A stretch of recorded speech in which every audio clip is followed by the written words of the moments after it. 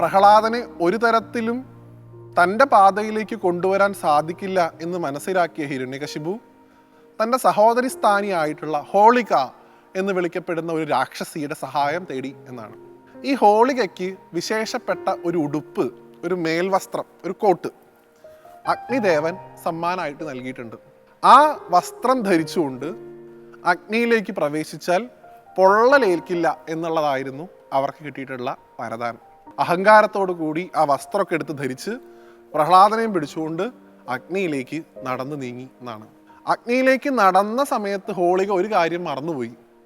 അഗ്നിദേവന്റെ വരദാനം ഉണ്ടായിരുന്നത് ഒറ്റയ്ക്ക് അഗ്നിയിൽ ഈ വസ്ത്രം ഉൾപ്പെടെ പ്രവേശിച്ചാൽ മാത്രമേ പൊള്ളലേൽക്കാതിരിക്കുള്ളൂ എന്നുള്ളതാണ്.